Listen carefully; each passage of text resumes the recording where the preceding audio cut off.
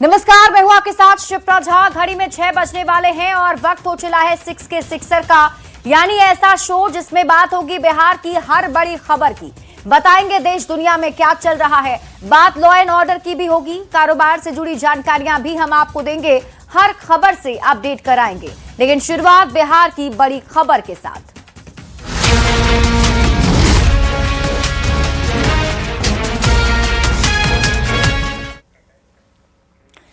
तो सबसे पहले आपको बड़ी खबर बताते हैं। तेजस्वी यादव की बैठक पर बहन रोहिणी आचार्य ने ही हमला बोला है और एक्स पर पोस्ट करके आरजेडी पर निशाना साधा है। रोहिणी आचार्य ने तेजस्वी की समीक्षा को दिखावा बताया। आत्ममंथन करने और हार की जिम्मेदारी लेने की बात भी उन्होंने की है। बिना नाम लिए तेजस्वी यादव के करीबियों को रोहिणी आचार्य ने गिद्ध बताया है। ऐसे में बड़ा सवाल है कि रोहिणी आचार्य आखिरकार किसे गिद्ध कह रही हैं? इशारों ही इशारों में क्या रोहिणी आचार्य उन्हें गिद्ध बता रही हैं, जो तेजस्वी के काफी करीब रहते हैं, जिनसे पहले भी रोहिणी आचार्य का विवाद रहा है। रोहिणी आचार्य ने पोस्ट में साफ लिखा कि समीक्षा का दिखावा करने से ज्यादा जरूरी है खुद आत्ममंथन करना और जिम्मेदारी लेना। और आगे उन्होंने लिखा कि अपने इर्द गिर्द कब्जा जमाए बैठे गिद्धों को ठिकाने लगाने का साहस दिखाने के बाद ही किसी भी प्रकार की समीक्षा की सार्थकता साबित होगी। और गिद्ध जैसे कड़े शब्दों का इस्तेमाल करते हुए रोहिणी आचार्य ने सीधे तौर पर तेजस्वी के करीबियों को निशाना बनाया, जो उनके आंख कान नाक माने जाते हैं। रोहिणी के इस पोस्ट ने एक बार फिर से बिहार की सियासत में हलचल पैदा कर दी है। तो बिहार चुनाव में करारी हार के बाद नेता प्रतिपक्ष तेजस्वी यादव ने आरजेडी सांसदों के साथ आज बैठक की और इस बैठक में बड़ी बहन मीसा भारती, तेजस्वी यादव के सिपह सलार संजय यादव, राज्यसभा सांसद मनोज झा और प्रेम गुप्ता के साथ कई सांसद शामिल हुए, जो फिलहाल लोकसभा या राज्यसभा के सदस्य हैं। आरजेडी से मिली जानकारी के मुताबिक तेजस्वी यादव ने अपने सांसदों से बातचीत के दौरान संगठन और पार्टी को कैसे मजबूत किया जा सके, बजट सत्र के दौरान दोनों सदनों में कैसे केंद्र सरकार को घेरा जाए, इस पर लंबी चर्चा की है। और इसी बीच बड़ी खबर का रुख कर लेते हैं। आईआरसीटीसी घोटाले से जुड़ी आपको इस वक्त की बड़ी खबर बताते हैं। राबड़ी देवी की तरफ से याचिका दायर, आरोप तय किए जाने को चुनौती दी गई है। राबड़ी देवी की याचिका पर नोटिस जारी किया गया। दिल्ली हाईकोर्ट ने सीबीआई से जवाब मांगा है। 20 जनवरी को अगली सुनवाई होगी। तो इस वक्त की बड़ी खबर आपको बता रहे हैं। आईआरसीटीसी घोटाला मामले से जुड़ी हुई ये बड़ी जानकारी, बड़ा अपडेट सामने आया है।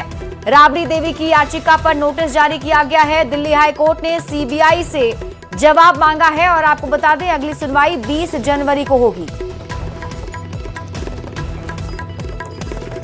और पटना से बड़ी खबर मिल रही है। आरएलएम के 3 विधायक बागी हो गए हैं। बीजेपी के राष्ट्रीय कार्यकारी अध्यक्ष से मुलाकात की है तीनों विधायकों ने। नितिन नवीन के आवास पर पहुंचे थे, जहां मुलाकात हुई है।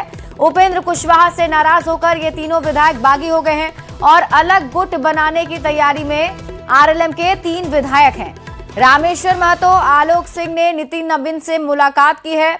और आपको बता दें ये तस्वीर भी आपके टीवी स्क्रीन पर हम आपको दिखा रहे हैं, जिसमें नितिन नवीन से मुलाकात करते हुए ये तस्वीरें हैं। ये तीनों विधायक पहुंचे थे, इन्होंने मुलाकात की। बताया जा रहा है कि उपेंद्र कुशवाहा से ये तीनों विधायक नाराज हैं और इसीलिए बागी हो गए हैं और अलग गुट बनाने की मांग भी, तैयारी भी चल रही है इन तीनों विधायकों की। एक बार फिर से आप ये तस्वीर देखिए। तो बीजेपी के राष्ट्रीय अध्यक्ष चुनाव को लेकर के अधिसूचना भी जारी कर दी गई है और इस चुनाव में 5508 वोटर हैं। 19 जनवरी को नामांकन होगा। 19 जनवरी को नितिन नवीन भी नामांकन करेंगे और फिर 20 जनवरी को नए अध्यक्ष के नाम का औपचारिक ऐलान कर दिया जाएगा। नितिन नवीन को बीजेपी ने पार्टी का कार्यकारी अध्यक्ष चुना है और अब बताया जा रहा है 19 जनवरी को नितिन नवीन नामांकन करेंगे और 20 जनवरी को औपचारिक तौर पर ऐलान कर दिया जाएगा।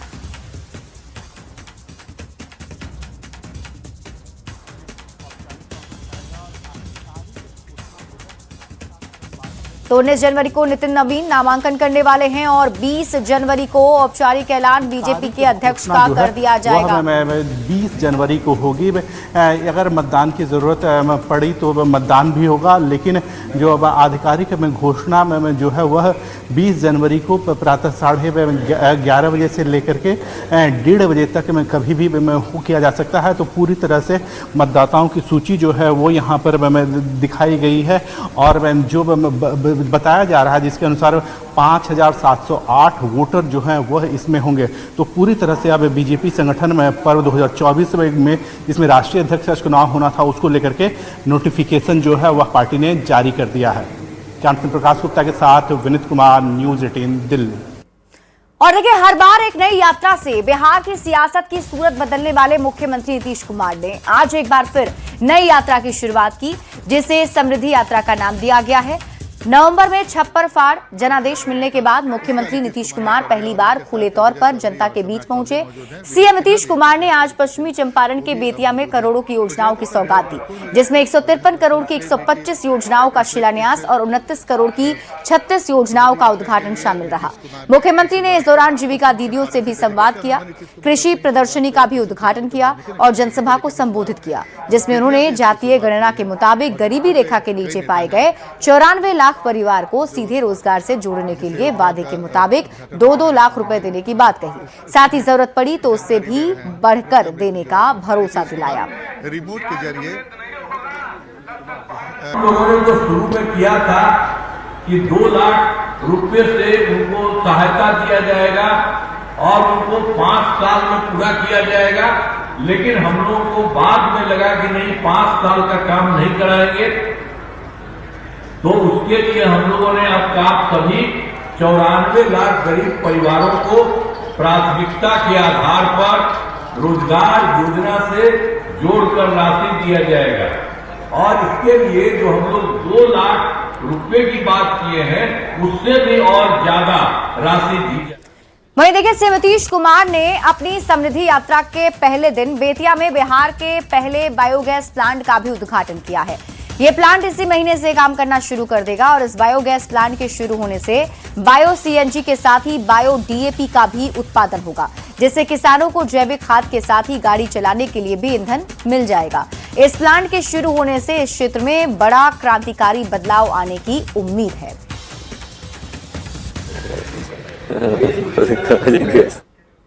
और अब आपको बायोगैस के बारे में बताते हैं। एक स्वच्छ और नवीकरणीय ऊर्जा का स्रोत है और बिना ऑक्सीजन के तैयार होता है। गोबर, रसोई के कचरे, फसल के अवशेष से ये बनता है। पानी में मिलाकर प्लांट में डाला जाता है। जैविक पदार्थों के सड़ने से बायोगैस का निर्माण होता है। जीवाश्म ईंधन पर निर्भरता कम करता है और बायोगैस से प्रदूषण भी कम होता है। इसे ग्रीन हाउस गैस उत्सर्जन को भी कम करता है और खाना पकाने, बिजली उत्पादन में भी काम आता है। गाड़ी चलाने में भी बायोगैस का इस्तेमाल होता है और जो बचा हुआ लिक्विड है उसे जैविक खाद के रूप में इस्तेमाल किया जाएगा। यानी कि आज मुख्यमंत्री नीतीश कुमार ने जिस बायोगैस प्लांट का उद्घाटन किया है उससे सीधे तौर पर किसानों को लाभ मिलने वाला है। बेतिया में मुख्यमंत्री नीतीश कुमार ने समृद्धि यात्रा के जरिए कुमार बाग औद्योगिक क्षेत्र में बड़ी सौगात भी दी। सीएम से मिलने के बाद उद्यमी खासा उत्साहित नजर आए। कुमार बाग औद्योगिक क्षेत्र के उद्यमियों से बातचीत की है न्यूज़ 18 संवाददाता मुन्ना राज ने। श्री नीतीश कुमार ने समृद्धि यात्रा के दौरान कुमार बाग औद्योगिक क्षेत्र का जायजा लिया है और सीधे तौर पर हम कुमार बाग औद्योगिक क्षेत्र की तस्वीरें दिखाने की कोशिश कर रहे हैं, जहां बिहार में मुख्यमंत्री उद्यमी योजना के तहत जो योजनाएं चल रही है उन योजनाओं की क्या जमीनी हकीकत है और इन योजनाओं से कितने उद्यमी लाभान्वित हो रहे हैं उसकी हम तस्वीरें सीधे तौर पर आपको दिखाने की कोशिश कर रहे हैं। तो विशेष तौर पर चंपारण का मशहूर जो मरचा का चूड़ा होता है उसे जीआई टैग मिल चुका है और तमाम जो भारत के उत्पादन है उस उत्पादनों में चंपारण का जो मरचा का चूड़ा होता है वो शामिल हो चुका है। और मुख्यमंत्री ने मरचा चूड़ा का जो प्रोडक्ट है उसकी भी जानकारी ली है और तमाम तरह के जो उद्योग बिहार में जो चलाए जा रहे हैं और विशेष तौर पर चनपटिया के इलाके में चलाए जा रहे हैं उन योजनाओं की मुख्यमंत्री ने जानकारी ली है। तो कैसे देखते हैं मुख्यमंत्री आज ये मतलब सबसे बड़ी हम लोग के लिए खुशी की चीज़ ये है कि माननीय मुख्यमंत्री जी हमारे यहाँ और हमारे बिहार के कुमारबाग औद्योगिक क्षेत्र में आए, ये हम लोग के लिए बहुत खुशी है, स्पेशली उद्योग जगत के लोगों के लिए। सर ये एक्सटीजेबिल नाम से हमने ये नल बनाना शुरू किया है। ये मेरा प्रोडक्ट है पश्चिमी चंपारण बिहार बेतिया का, जो छावनी संत मैकेल स्कूल के पास ये है। ये सेल हो रहा है साहब, और हम चाहते हैं कि इसको और सेल दिया जाए, ये ज़्यादा से ज़्यादा सेल हो और हमारा काम बढ़े। इसका प्लांट है धनहा में, मधुबनी प्रखंड में, और मुख्यमंत्री जी ने देखा है और बहुत हम लोगों को सपोर्ट करने का आश्वासन दिया गया। आप लोग मेहनत कीजिए और आगे आप लोगों को जो भी सहयोग होगा हम लोग सहयोग करेंगे। मुख्यमंत्री जी को बहुत बहुत हम धन्यवाद देंगे। पारणवासी जो है वो काफ़ी प्रफुल्लित हैं कि बिहार में इतनी प्रचंड जीत मिली है। उसके बाद माननीय मुख्यमंत्री की ये पहली यात्रा थी और बिहार अब प्रगति से बढ़ के अब समृद्धि की तरफ बढ़ रहा है। ये जो स्टॉल यहाँ पे आज लगे हैं, इसको देख करके बिहार जिस तरह से समृद्ध हो रहा है उसकी तस्वीर यहाँ पे देखने को मिल रही है, किस तरह उद्यमी यहाँ पे आगे बढ़ रहे हैं। तो निश्चित तौर पर मुख्यमंत्री ने कुमारबाग औद्योगिक क्षेत्र पहुंचकर यहाँ के उद्योग जगत से जुड़े जो लोग हैं उनमें नए उत्साह का जरूर संचार कर दिया है। मुन्ना राज, न्यूज 18, कुमारबाग, पश्चिम चंपारण। और इस बीच आपको पटना से बड़ी खबर बताते हैं। नीट छात्रा की मौत का मामला, मृतक छात्रा के परिवार वालों की प्रेस कॉन्फ्रेंस। प्राइवेट हॉस्पिटल के संचालक पर बड़ा आरोप लगाया। थानेदार रोशनी कुमारी पर मिलीभगत का आरोप भी लगाया गया। चित्रगुप्त नगर थाने की SHO हैं रोशनी कुमारी। हॉस्टल संचालक श्रवण अग्रवाल, नीलम अग्रवाल और बिल्डिंग के ओनर मनीष पर भी बड़ा आरोप परिजनों ने लगाया है। हॉस्टल संचालक, बिल्डिंग के ओनर पर मिलीभगत का आरोप लगाया गया। हॉस्टल में सेक्स रैकेट चलाने का भी आरोप लगा है। नीट छात्रा के साथ गैंग रेप का आरोप है। मृतक छात्रा के परिवार वालों ने ये आरोप लगाया है। हॉस्टल संचालक पर केस मैनेज कराने का भी परिजनों ने आरोप लगाया। ये भी कहा कि 10 लाख रुपए देकर मामले को दबाने की कोशिश की जा रही थी। प्राइवेट अस्पताल के डॉक्टर पर गलत रिपोर्ट बनाने का भी आरोप लगाया गया। डॉक्टर को गाइड कर गलत रिपोर्ट बनवाया गया, ये आरोप परिवार वालों ने लगाया। थाना प्रभारी रोशनी कुमारी की गिरफ्तारी की मांग की जा रही है। प्राइवेट हॉस्पिटल के संचालक की गिरफ्तारी की मांग की जा रही है। पटना SSP ने आनंद फानन में बयान क्यों दिया, परिवार वालों ने ये भी पूछा है। पोस्टमार्टम रिपोर्ट में बच्ची के साथ अंदरूनी चोट की पुष्टि हुई है। परिवार वालों का दावा है आखिरी दम तक बलात्कारियों से लड़ती रही बच्ची, ये परिवार वालों का दावा है। आपको बता दें कि बीते दिनों पटना में मेडिकल की तैयारी कर रही जहानाबाद की एक छात्रा की मौत हो गई थी। पोस्टमार्टम रिपोर्ट सामने आने के बाद मामले ने तूल पकड़ लिया है। रिपोर्ट में छात्रा के साथ यौन हिंसा की आशंका से पूरी तरह से इनकार नहीं किया गया, जिससे परिजनों के आरोपों को बल मिला है। और उस बच्ची को सर इन लोगों ने दुष्कर्म करके, सामूहिक दुष्कर्म करके, सर आप इस पोस्टमार्टम रिपोर्ट में देखेंगे उस बच्ची के साथ सामूहिक सर बलात्कार हुआ है। और उसके बाद जब उस बच्ची की स्थिति खराब हुई है तो आपाधापी में प्रभात मेमोरियल अस्पताल में एडमिट कराया गया है। और हॉस्टल संचालकों ने इनके परिजन को, सर परिजन को मैनेज करने के लिए 10 लाख 15 लाख ऑफर दिया। और इन लोगों ने जब मना किया कि मुझे नहीं चाहिए, हमें न्याय चाहिए, और जब वहां पे हल्ला हंगामा हुआ तो उन लोगों ने डॉक्टर सतीश से, जो प्रभात मेमोरियल अस्पताल जो डॉक्टर स्वर्गीय प्रभात के नाम पे है, उनकी छवि को इस डॉक्टर सतीश ने धूमिल किया है, उस महामानव की छवि को खराब किया। और सर इसने पैसे लेकर के वहां की गायनी के डॉक्टर को समझाया बुझाया, और इन लोगों ने यह शो करने की कोशिश की कि इस बच्ची के साथ कुछ नहीं है। इन परिजनों को डराया, धमकाया, धक्का दिया, और उसने यह कहा डॉक्टर सतीश ने कि तुमको जो करना है कर लो। बच्ची सर जब होश में आई, सर उसकी माँ जब बगल में बैठी थी तो बच्ची हाथ पकड़ के अपनी माँ से रो रही थी, कह रही थी कि मेरे साथ गलत हुआ है। और इन डॉक्टरों ने क्या किया कि आनंद फानन में माँ बेटी को अलग कर दिया, परिजनों को अलग कर दिया। सर माँ को बात नहीं करने दिया है बेटी से, और एक गलत इंजेक्शन लगाया। बच्ची उस समय जो कोमा में गई दोबारा उठी नहीं है। जहानाबाद जिले की रहने वाली छात्रा की मौत के बाद परिजनों में अब काफी नाराजगी देखने को मिल रही है। परिजन हॉस्टल संचालक के साथ ही पुलिस और प्रशासन पर भी गंभीर आरोप लगा रहे हैं।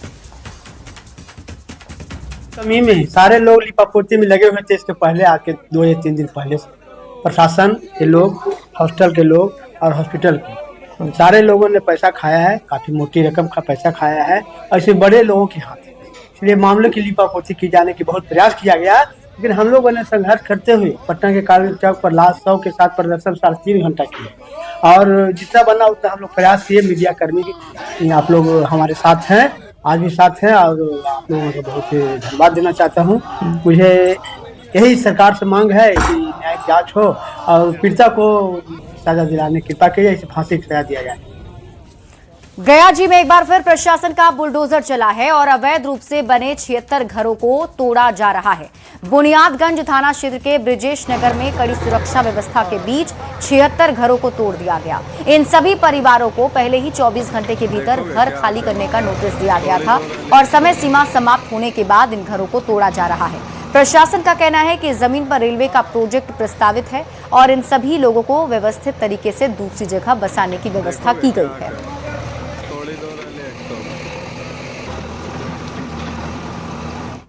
समस्तीपुर के 80 साल के बुजुर्ग सोशल मीडिया पर वायरल हो रहे हैं। सियाराम पासवान की उम्र 80 साल है।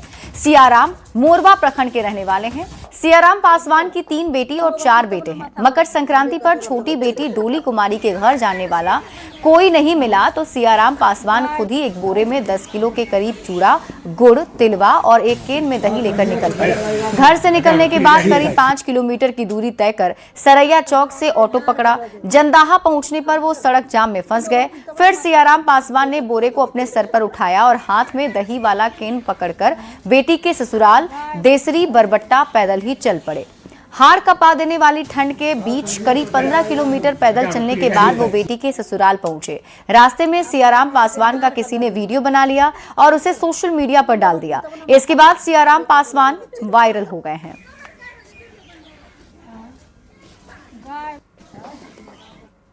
और अब बात लॉ एंड ऑर्डर की करते हैं।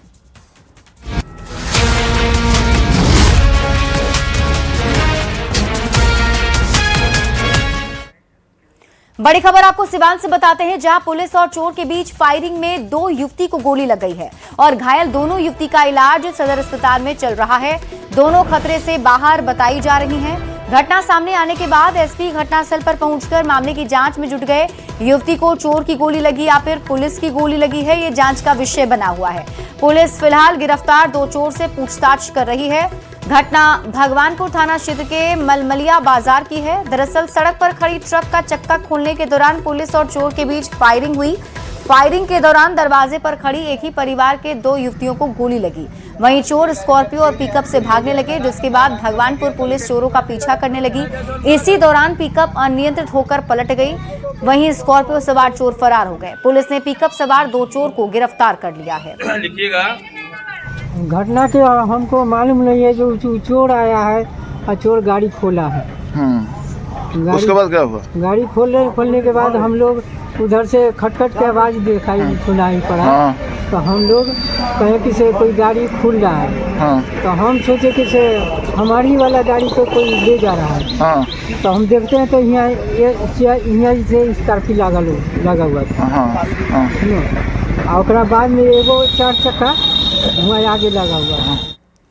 सीतामढ़ी से दिल को झकझोर देने वाली एक घटना सामने आई। एक पिकअप वैन से हुए हादसे के शिकार किशोर की जान बचाने की बजाय लोगों की पिकअप में लदी मछली लूटने की तस्वीर सामने आई है। घटना पुपरी थाना क्षेत्र के जजीहाट गांव की है। हादसे का शिकार हुए 17 साल के गोलू कुमार की मौत हो गई, लेकिन लोग तब भी उसे अस्पताल पहुंचाने की बजाय मछली ही लूटते रहे। ये तस्वीर आपको भी अंदर से झकझोर कर रख देगी। इंसान कितने असंवेदनशील हो चुके हैं। किसी की जान जा रही है और लोग उसे बचाने के बजाय मछली लूट रहे हैं। ये घटना इंसानियत को शर्मसार कर देने वाली है।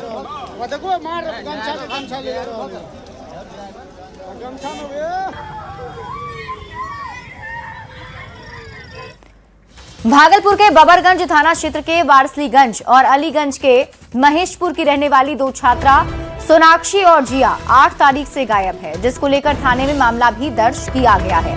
वहीं न्यूज 18 के पर खबर दिखाए जाने के बाद अब पुलिस की जांच शुरू हो चुकी है। बबरगंज थाना पुलिस सरयू देवी मोहनलाल बालिका इंटर स्कूल पहुंची और यहां गायब छात्रा सोनाक्षी को बुलाकर ले जाने वाली छात्रा और अन्य छात्राओं से लंबी पूछताछ की। वहीं गायब बच्चों के परिजनों का कहना है कि थाना प्रभारी उन्हें ही डांट फटकार लगा रहे हैं। पीड़ित परिजनों का पूरा भरोसा है यही छात्रा दोनों बच्चों को गायब करने में शामिल है। वहीं छात्रा मीडिया से भी कुछ बोलने को तैयार नहीं है। प्रिंसिपल का कहना है कि पुलिस घटना को लेकर पूछताछ करने आई थी।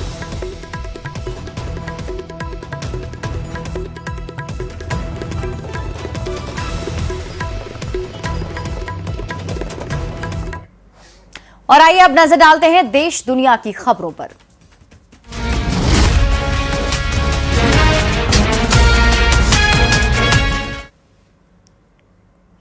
बीएमसी चुनाव में बीजेपी गठबंधन बम्पर जीत की ओर बढ़ रही है।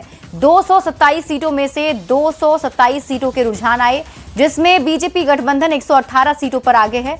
मुंबई में बीजेपी कार्यकर्ता जश्न में डूब चुके हैं। सड़कों पर निकलकर जमकर आतिशबाजी की जा रही है। मुंबई के अलावा अलग अलग नगर निगमों में भी बीजेपी आगे चल रही है।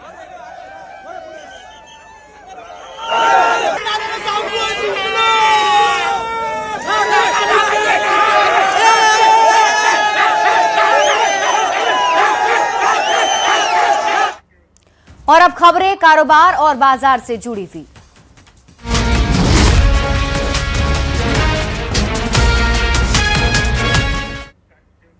भारतीय शेयर बाजार में हफ्ते के आखिरी कारोबारी दिन मार्केट में काफी उठापटक देखने को मिली। हालांकि मार्केट आज दिन भर ग्रीन जोन में बना रहा। इसके बावजूद ओवरऑल निवेशकों की दौलत में हल्की गिरावट ही आई, लेकिन अच्छे वैश्विक संकेतों और अमेरिका ईरान टेंशन कम होने से मार्केट में आज खरीदारी का मूड भी दिखा। यही वजह है कि सेंसेक्स और निफ्टी दोनों हरे निशान पर बंद हुए हैं। सेंसेक्स 187 अंक की बढ़त के साथ 83,570 अंकों के स्तर पर बंद हुआ, जबकि निफ्टी 28 अंक चढ़कर 26,694 अंकों के स्तर पर बंद हुआ है। मिड कैप शेयरों में भी पूरे दिन उतार चढ़ाव देखने को मिला। निफ्टी मिड कैप 50 मार्केट बंद होने तक 91 अंकों की बढ़त के साथ 17,146 अंक पर बंद हुआ। और इसी के साथ इस बुलेटिन में अभी के लिए बस इतना ही। आप देखते रहिए न्यूज़ 18 बिहार झारखंड।